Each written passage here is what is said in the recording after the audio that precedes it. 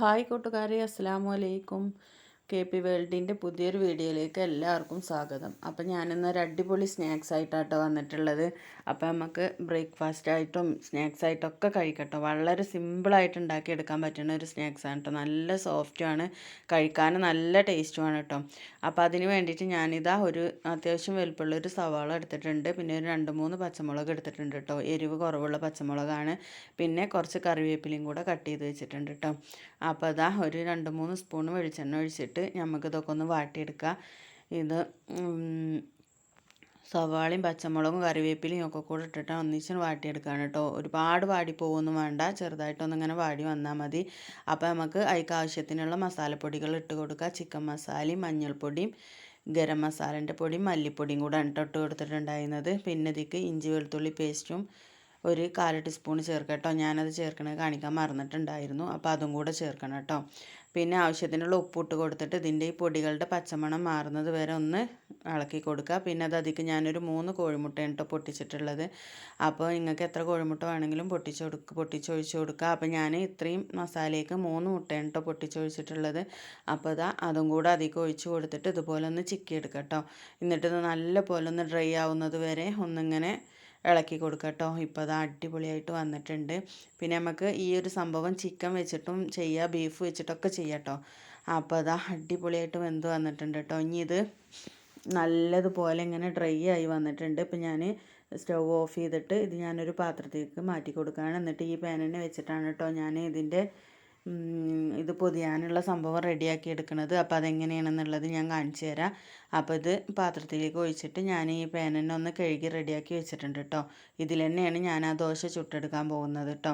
അപ്പോൾ നമ്മളെ ഫില്ലിങ്ങൊക്കെ അടിപൊളിയായിട്ട് റെഡി ആയിട്ടുണ്ട്. പിന്നെ ഞാൻ ഇതിൻ്റെ മാവിന് വേണ്ടിയിട്ട് കുറച്ച് 1 കപ്പ് മൈദപ്പൊടിയാണ് എടുത്തിട്ടുള്ളത് കേട്ടോ. പിന്നെ അതിലേക്ക് ആവശ്യത്തിനുള്ള ഉപ്പും 1 സ്പൂണ് ചിക്കൻ മസാലയും കൂടെ ഇട്ട് കൊടുക്കുക കേട്ടോ. പിന്നെ കായത്തിൻ്റെ ചുവ പറ്റണ പോലെയാണെന്നുണ്ടെങ്കിൽ കായപ്പൊടിയും കൂടെ ഒരു നുള്ളിട്ട് കൊടുക്കുക. ഞാൻ കായപ്പൊടി ഇട്ട് കൊടുത്തിട്ടില്ല കേട്ടോ.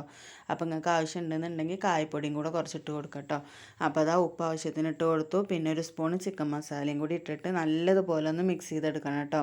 എന്നിട്ട് പിന്നെ ആവശ്യത്തിനുള്ള വെള്ളം ഒഴിച്ചങ്ങാണ്ട് ഒന്ന് കട്ട പിടിക്കാതെ ഒന്ന് കലക്കിയെടുക്കണം കേട്ടോ. അപ്പോൾ ഞാനിത് എന്താ ചെയ്യണമെന്ന് വെച്ചാൽ മിക്സിയുടെ ജാറിലിട്ടിട്ട് ഒന്ന് അടിച്ചെടുക്കുക ചെയ്യണം കേട്ടോ. അപ്പോൾ പിന്നെ കട്ടയൊന്നും ഉണ്ടാവില്ലല്ലോ.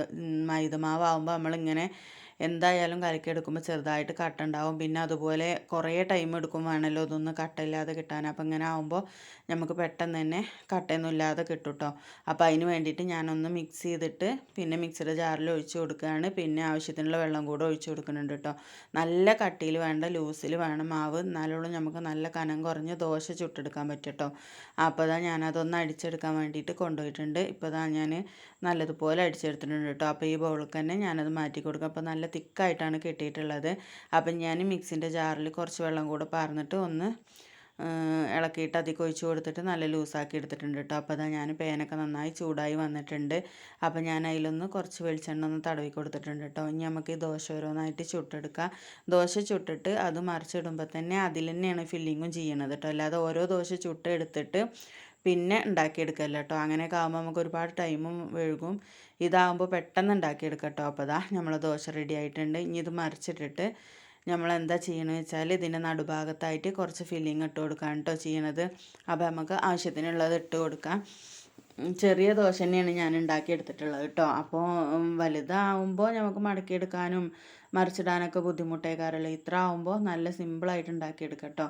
അപ്പോൾ ഇതിട്ട് കൊടുത്തിട്ടുണ്ട്. ഇനി നമുക്കിതൊന്ന് കൂട്ടി കൊടുക്കുകയാണ് ചെയ്യേണ്ടത് കേട്ടോ. ഒരു ഭാഗം മറിച്ചിട്ട് കൊടുക്കുക ചെയ്യേണ്ടത്. എന്നിട്ട് നമ്മളെ ചട്ടകം വെച്ചിട്ടൊന്ന് അമർത്തി കൊടുത്തിട്ടുണ്ടെന്നുണ്ടെങ്കിൽ ആ ഭാഗം അങ്ങനെ ഒട്ടി കിട്ടിക്കോളൂ കേട്ടോ. അപ്പോൾ കണ്ടോ, അടിപൊളിയായിട്ടൊന്ന് ആയി വന്നിട്ടുണ്ട്. ഇനി നമുക്കിതിലൊരു കുറച്ച് വെളിച്ചെണ്ണ, 1 സ്പൂണൊന്നും വേണ്ട, കുറച്ച് വെളിച്ചെണ്ണ ഒഴിച്ചിട്ട് 2 ഭാഗം ഒന്ന് നല്ലതുപോലെ മുരിപ്പിച്ചെടുക്കാൻ കേട്ടോ വേണ്ടത്. കണ്ടോ, ഇതുപോലെ മുരിപ്പിച്ചെടുക്കുക വേണ്ടത്. നമ്മളിങ്ങനെ ഇതുപോലെ ഒരു സ്പൂണോ എന്തെങ്കിലും വെച്ചിട്ട് ഇതുപോലെ ഒന്ന് അമർത്തി കൊടുത്താൽ മതി. അപ്പോൾ 2 ഭാഗവും ഒട്ടിക്കെട്ടിക്കോളൂ കേട്ടോ. അപ്പോൾ നമ്മളെ ഫില്ലിംഗ് ഒന്നും അതിൻ്റെ ഉള്ളിൽ നിന്ന് പോരൊന്നുമില്ല.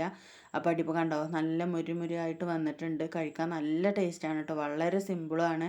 ഒന്ന് ഉണ്ടാക്കി നോക്കണം കേട്ടോ. മൈദമാവൊക്കെ എന്തായാലും വീട്ടിലുണ്ടാവുമല്ലോ. അപ്പോൾ ഒന്ന് ഉണ്ടാക്കി നോക്കൊണ്ടു. അപ്പോൾ ഞാനിതുപോലെ മറ്റതും ഇങ്ങനെ ഉണ്ടാക്കിയെടുക്കുന്നുണ്ട് കേട്ടോ. നമ്മൾ സൈഡിൽ നിന്ന് ഇങ്ങനെ വിടുകയാണെന്ന് തോന്നുമ്പോൾ ഇതുപോലെ ഒന്ന് അമർത്തി കൊടുത്താൽ മതി കേട്ടോ. അപ്പോൾ അവിടെ ഒട്ടിക്കിട്ടിക്കോളും. അപ്പോൾ അതുപോലെ ഓരോന്നും ഞാൻ ചുട്ടെടുക്കുകയാണ് കേട്ടോ. ഇതിങ്ങനെ ചുട്ടപ്പോൾ തോന്നി നല്ല ടൈറ്റാണ് മാവ് എന്നുള്ളത്. അപ്പോൾ കുറച്ചും കൂടെ വെള്ളം ഒഴിച്ച് കൊടുത്താണ് കേട്ടോ. അപ്പോൾ ഞാൻ പിന്നെ ഉണ്ടാക്കിയതൊക്കെ ഇതുപോലെ കനം കുറഞ്ഞ ദോശയായിട്ട് കിട്ടിയിട്ടുണ്ടായിരുന്നു കേട്ടോ. അപ്പോൾ ഞാനിതാ കുറച്ചും കൂടെ വെള്ളം കൂട്ടി ഒന്ന് നീട്ടി കൊടുക്കണം കേട്ടോ. നല്ലതുപോലെ ലൂസാക്കി കൊടുക്കണം. നമ്മൾ മൈദ ദോശ ഉണ്ടാക്കണേക്കായും ഒന്നും കൂടി ലൂസാക്കി കൊടുക്കണം കേട്ടോ. എന്നാലേ നമുക്കിത് നേരെ മടക്കിയെടുക്കാൻ പറ്റുന്നുണ്ടാവുള്ളൂ. അപ്പോൾ അതാ അതുപോലെ ബാക്കിയുള്ളതൊക്കെ ഞാൻ ഇതേപോലെ ഇങ്ങനെ ഉണ്ടാക്കി എടുത്തിട്ടുണ്ട് കേട്ടോ. അപ്പം ഞാൻ ഏകദേശം ആ മാവ് വെച്ചിട്ട് 9 എണ്ണം ഉണ്ടാക്കി എടുത്തിട്ടുണ്ടായിരുന്നു കേട്ടോ. നല്ല ടേസ്റ്റാണ് കേട്ടോ കഴിക്കാൻ. അപ്പോൾ എല്ലാവരും ഇതൊന്ന് ട്രൈ ചെയ്ത് നോക്കണം കേട്ടോ. പിന്നെ വളരെ സിമ്പിളായിട്ട് ഉണ്ടാക്കും ചെയ്യാം. നമുക്ക് 4 മണിക്കായാലും രാവിലെ ആണെങ്കിലൊക്കെ കഴിക്കാം.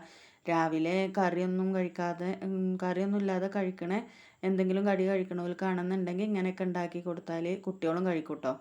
നല്ല എരിവൊക്കെ കുറച്ചിട്ടുണ്ടാക്കി കൊടുത്താൽ കുട്ടികളും കഴിച്ചോളും.